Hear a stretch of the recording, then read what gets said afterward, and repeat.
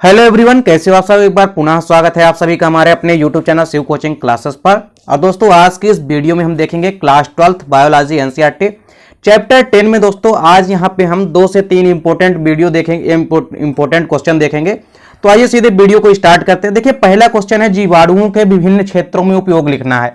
तो देखिए जीवाणुओं के कई क्षेत्रों में उपयोग है, या हम ये कह सकते हैं कि जीवाणुओं का कई क्षेत्रों में उपयोग किया जाता है। देखिए सबसे पहला जीवाणुओं के यदि उपयोग की हम बात करें तो देखिए पहला उपयोग क्या है, नाइट्रोजन स्थिरीकरण में, यानी नाइट्रोजन के फिक्सेशन में। देखिए नाइट्रोजन स्थिरीकरण की यदि हम बात करें तो देखिए कुछ ऐसे जीवाणु हैं जैसे एजोटोबैक्टर तथा क्लास्ट्रीडियम। ये दोनों जीवाणु ऐसे जीवाणु हैं जो नाइट्रोजन का स्थिरीकरण करते हैं और नाइट्रोजन का फिक्सेशन करने के बाद भूमि की उर्वरा शक्ति को बढ़ा देते हैं। तो इस प्रकार से नाइट्रोजन स्थिरीकरण करने में जीवाणुओं का विशेष महत्व होता है। कौन कौन से जीवाणु, बेसिकली एजोटोबैक्टर और क्लास्ट्रीडियम, ये दोनों ऐसे जीवाणु हैं जो नाइट्रोजन का स्थिरीकरण करते हैं और भूमि की उर्वरा शक्ति को बढ़ा देते हैं। इसके बाद देखिए दूसरा यहाँ पे उपयोग क्या है, लैक्टिक अम्ल निर्माण में। तो देखिए जीवाणुओं का उपयोग बेसिकली लैक्टिक अम्ल के निर्माण में भी किया जाता है। देखिए लैक्टोबैसिलस लेक्टाई नामक एक बैक्टीरिया या जीवाणु होता है जो कि दूध के लैक्टोज में पाया जाता है और दूध के लैक्टोज को यह लैक्टिक अम्ल यानी कि दही में परिवर्तित कर देता है। दही में कौन सा अम्ल पाया जाता है, लैक्टिक अम्ल पाया जाता है। तो यह दूध के जो लैक्टोज होते हैं, लैक्टोज को यह लैक्टिक अम्ल में परिवर्तित कर देता है। तो इस प्रकार से लैक्टिक अम्ल के निर्माण में भी जीवाणुओं का विशेष महत्व होता है। इसके बाद देखिए अगला क्या है, एसिटिक अम्ल निर्माण में। तो एसिटिक अम्ल यानी कि सिरका के निर्माण में भी भाग लेते हैं।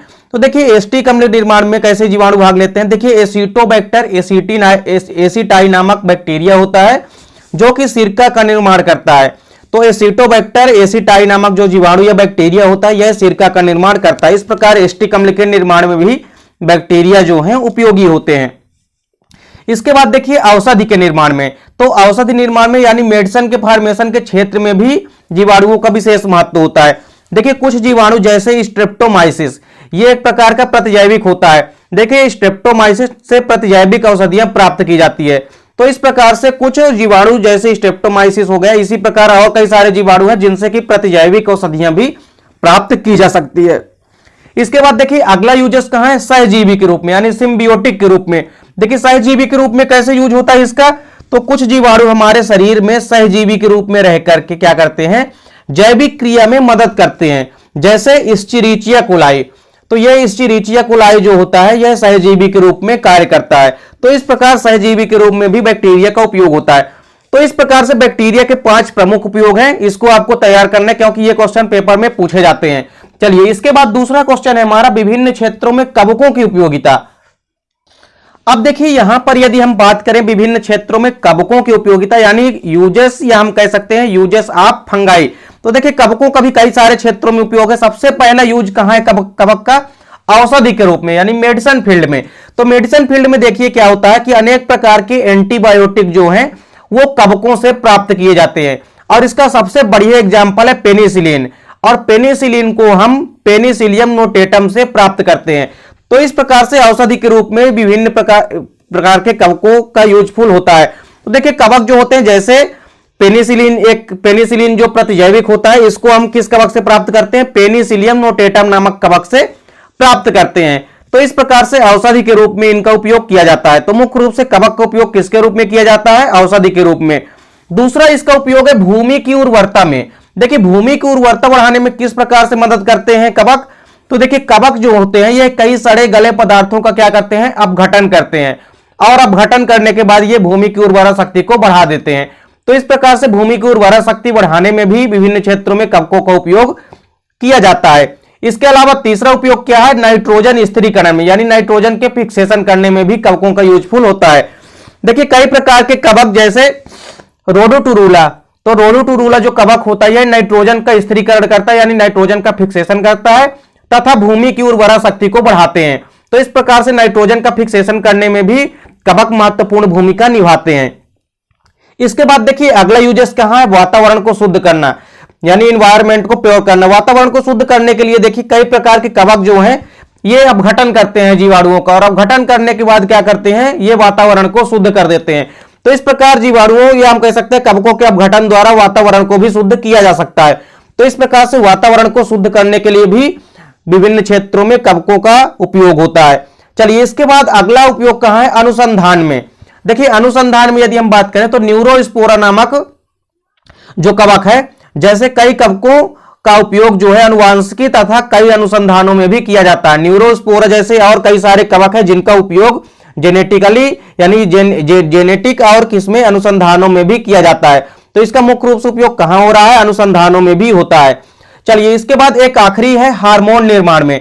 देखिए हार्मोन निर्माण में किस प्रकार कवक अपनी भूमिका अदा करते हैं, तो देखिए जिब्रेलिन नामक जो हार्मोन होता है, जिब्रेलिन नामक जो हार्मोन है यह जिब्रेला फ्यूजिकोराई नामक कवक से प्राप्त किया जाता है। तो जिब्रेलिन नामक जो हार्मोन होता है यह जिब्रेला फ्यूजिकोराई नामक कवक से प्राप्त किया जाता है। तो इस प्रकार से हार्मोनों के निर्माणों में भी कवक महत्वपूर्ण भूमिका निभाते हैं। तो इस प्रकार ये था दूसरा इंपॉर्टेंट क्वेश्चन, विभिन्न क्षेत्रों में कवकों की उपयोगिता। यह क्वेश्चन भी पेपर में अक्सर पूछा जाता है। तो कवकों की आपको कम से कम 5 से 6 उपयोगिता पता होनी चाहिए। अब तीसरा महत्वपूर्ण प्रश्न है, जैव पीड़कनाशी क्या होते हैं। जैव पीड़कनाशी या जैव शाकनाशी तथा जैव कीटनाशी को समझाना है। देखिए सबसे पहले बताना है जैव पीड़कनाशी होते क्या है, और जैव शाकनाशी तथा जैव कीटनाशी को भी समझाना है। तो चलिए सबसे पहले हम देखते हैं जैव पीड़कनाशी बेसिकली क्या होते हैं। देखिए जैव पीड़कनाशी की यदि हम बात करें तो वे जीव जिनका उपयोग करके अनैच्छिक या हानिकारक जीवों को नष्ट किया जाता है वह जैव पीड़कनाशी कहलाते हैं। देखिए ऐसे जीव जिनका उपयोग करके अनैच्छिक रूप से या हानिकारक जीवों को नष्ट किया जाता है उसे हम क्या कहते हैं, जैव पीड़कनाशी कहते हैं। तो यानी जैव पीड़कनाशी का उपयोग किसको नष्ट करने में किया जाता है, अनैच्छिक या हानिकारक जीवों को नष्ट करने में किया जाता है। तो अनैच्छिक या हानिकारक जीवों को नष्ट करने के लिए जिनका उपयोग किया जाता है उसे हम क्या कहते हैं, जैव पीड़कनाशी कहते हैं। अब यदि बात करें जैव पीड़कनाशी की तो ये मुख्यतः 2 प्रकार के होते हैं। इसमें पहला है जैव शाकनाशी और दूसरा है जैव कीटनाशी। तो यदि हम बात करें जैव शाकनाशी की तो देखिए जैव शाकनाशी क्या होते हैं, ये बेसिकली वे जीव होते हैं, ये वे जीव पीड़कनाशी होते हैं जो कि खरपतवारों को नष्ट करते हैं, जैव शाकनाशी कहलाते हैं। देखिए ऐसे जीव जो कि पीड़कनाशी जो कि खरपतवारों को नष्ट करते हैं, यानी जो वीड्स होते हैं, तरह तरह के खरपतवार। देखिए खरपतवार अब क्या होते हैं, तो पौधों के फसलों के साथ जो है कुछ अवांछनीय पौधे उगाते हैं जो कि फसलों को नुकसान पहुंचाते हैं, वो क्या कहलाते हैं, खरपतवार कहलाते हैं। तो खरपतवारों को नष्ट करने वाले जो पीड़कनाशी होते हैं वही क्या कहलाते हैं, जैव शाकनाशी कहलाते हैं। तो ऐसे जीव या जैव पीड़कनाशी जो कि खरपतवारों को यानी वीड्स को नष्ट करते हैं उन्हें हम जैव शाकनाशी कहते हैं। अब देखिए बेसिकली इस श्रेणी में मुख्यतः कौन कौन से आते हैं, तो देखिए इस श्रेणी के अंतर्गत मुख्यतः कुछ ऐसे कीट आते हैं, यानी कुछ इंसेक्ट आते हैं, किसके अंतर्गत, जैव शाकनाशी के अंतर्गत, जो कि चयनात्मक रूप से एक विशिष्ट जाति के शाकों को खाते हैं। और ये एक विशिष्ट जाति के शाक को ही क्या करते हैं, नष्ट करते हैं या खाते हैं। अब यदि एग्जाम्पल देखिए इसका तो क्या है, भारत तथा ऑस्ट्रेलिया में कैक्टस को रोकने के लिए कैक्टोब्लास्टिक कैक्टोरम नामक कीट का प्रयोग किया जाता है। देखिए जो भारत तथा ऑस्ट्रेलिया में जो कैक्टस होता है, जो जिसमें कि कांटे कांटे लगे रहते हैं, तो कैक्टस का जो प्लांट है इसको रोकने के लिए किस कीट का प्रयोग किया जाता है, तो कैक्टोब्लास्टिक नामक कैक्टोरस नामक कीट का प्रयोग किया जाता है। तो इस प्रकार से कीटों का उपयोग बेसिकली किया जाता है किसमें, जैव शाकनाशी के रूप में। और जैव शाकनाशी के अंतर्गत क्या आते हैं, तो कीट आते हैं जो कि क्या करते हैं, किसको रोकते हैं, किसी भी शाकनाशी को रोकते हैं। या हम कह सकते हैं ऐसे पीड़कनाशी होते हैं जो कि खरपतवारों को नष्ट कर सकते हैं। तो यह कीट बेसिकली जो भी खरपतवार उगाते हैं उनको क्या कर देते हैं, नष्ट कर देते हैं। जैसे कि कैक्टस जो है ये उगाता है जिसको कि कैक्टोब्लास्टिक कैक्टोरम नामक कीट जो है इसका प्रयोग किया जाता है इसको नष्ट करने के लिए। वहीं इसी प्रकार यदि हम बात करें नींबू के बगीचों में, तो देखिए नींबू के बगीचों में बेसिकली उगने वाले जो दूब घास होते हैं जो कि किसका काम करते हैं, खरपतवार का काम करते हैं। तो जो दूब घास उगाते हैं उनको नष्ट करने के लिए फाइटोप्थेरा पल्मीबोरा नामक कवक का प्रयोग किया जाता है। तो इस प्रकार से जैव शाकनाशी बेसिकली क्या होते हैं, वे पीड़कनाशी होते हैं जो कि खरपतवारों को नष्ट करते हैं, वही क्या कहलाते हैं, जैव शाकनाशी कहलाते हैं। और इसके अंतर्गत कीट आते हैं जिनका उपयोग करके खरपतवारों को नष्ट किया जा सकता है। अब इसके बाद देखिए क्या है हमारा जैव कीटनाशी।